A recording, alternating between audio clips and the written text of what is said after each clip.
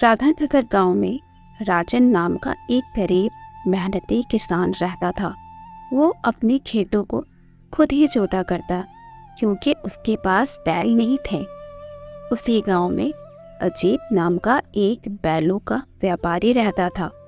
वो कम दाम में बैलों को खरीदता और उन्हें ऊंचे दामों में बेचा करता। एक दिन अजीत की नज़र दीनू काका के बैल पर पड़ी। उसने पूछा, काका, क्या कीमत है आपके बैल की? काका ने कहा, ज़्यादा नहीं, 35,000 है बेटा। अजीत बोला, क्या चाचा, इतना कमज़ोर बैल और कीमत इतनी ऊंची? मैं 25,000 दूंगा, बाकी आपकी मर्ज़ी। काका ने कहा, ठीक है बेटा, अब तो मैं बूढ़ा हो चुका हूँ, इस बैल की देख रेख भी नहीं कर सकता। 25,000 तो बहुत कम है। खैर कोई बात नहीं, दे दो। धीरज ने बैल खरीद ली। तभी उसकी नज़र वहाँ पड़े एक दूसरे बैल पर पड़ी।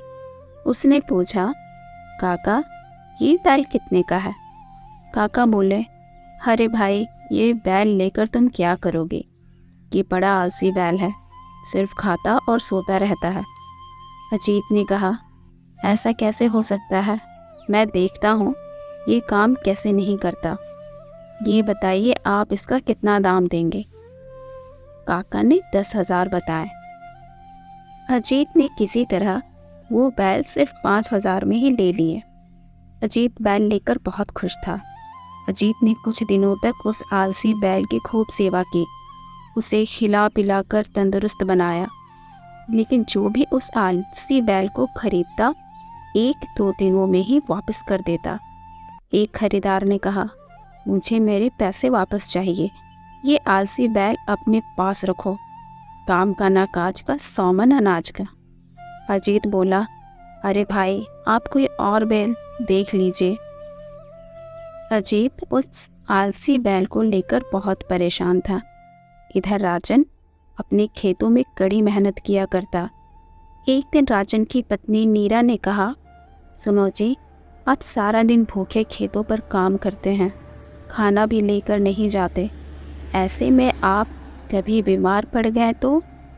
राजन ने कहा, खेतों में कब सुबह से शाम हो जाती है पता ही नहीं चलता, खाना खाने का समय कहाँ होता है मेरे पास। नीरा बोली, ये तो होना ही है, सभी किसानों के पास बैल है, सिर्फ हमारे पास नहीं। राजन बोला, बैल खरीदने के लिए पैसे चाहिए, इतने पैसे कहाँ से आएंगे? नीरा बोली, उसकी फिक्र आप मत कीजिए, मेरे पास माँ के दिए हुए सोने के कंगन हैं, आप उन्हें गिरवी रखकर उन पैसों से बैल खरीद लाइए। राजन बोला, नहीं नीरा, वो कंगन तुम्हारी माँ की आखिरी निशानी है, वो मैं बेच नहीं सकता। नीरा ने समझाया, मैं कंगन बेचने के लिए नहीं कह रही, आप उसे गिरवी रख दीजिए, जब पैसे आएंगे हम कंगन वापस ले लेंगे।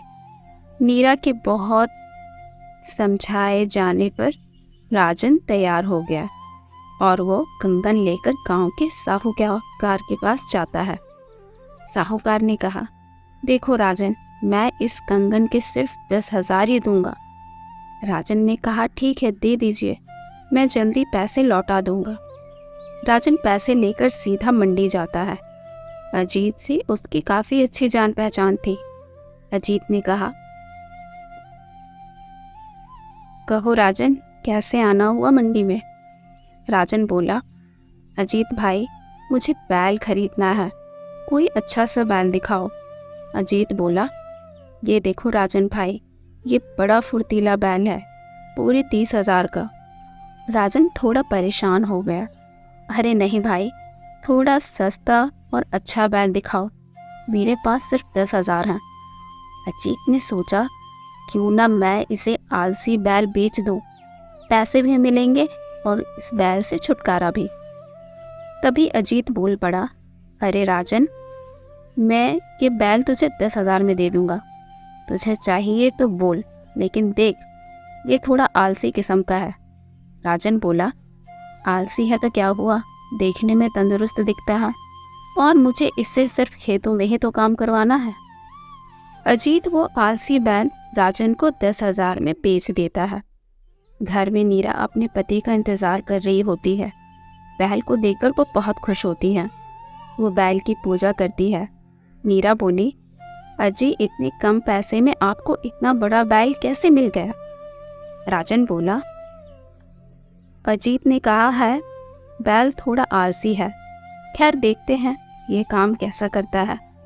नीरा और राजन पूरा भरोसा था कि ये बैल उनके जीवन ज़रूर बदल देगा। दूसरे दिन राजन बैल को खेत में लेकर जाता है और सोचता है आज तो मैं जल्दी ही अपना काम खत्म कर लूँगा।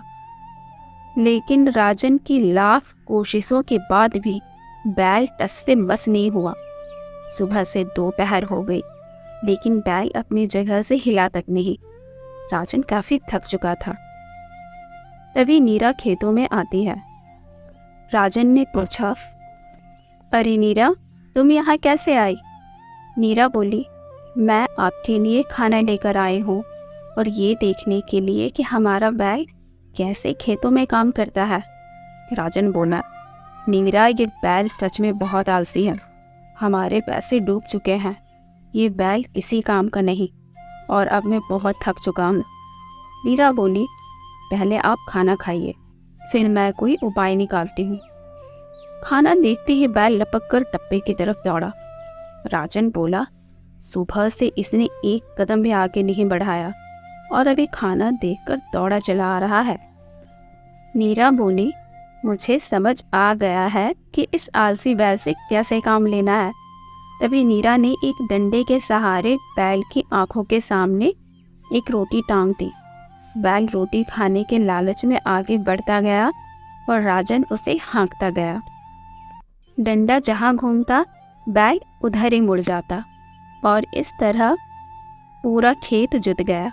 राजन ने नीरा की तारीफ की, वाह नीरा, तुम तो बड़ी समझदार निकली। अब से राजन इसी तरकीब से उस बैल से काम लेने लगा। खेतों में उपज भी बहुत अच्छी हुई। राजन को मुनाफा भी हुआ। उसने सबसे पहले साहूकार से नीरा के कंगन वापस लिए। नीरा कंगन देखकर बहुत खुश हुई। राजन बोला, नीरा ये सब तुम्हारी अक्लमंदी का कमाल है। नीरा बोली, हाँ, और इसी आलसी बैल की वजह से हमारे खुशियों के दिन आ गए हैं और जल्दी हमारी सारी मुसीबतें भी दूर हो जाएंगी। और अंत में इंसान अपनी अक्ल लगाकर कठिन से कठिन काम को भी आसान बना सकता है। अगर आज की कहानी आपको अच्छी लगी है तो लाइक, कमेंट, शेयर ज़रूर करें और हाँ, चैनल को सब्सक्राइब करना बिल्कुल ना भूलें। Thank you.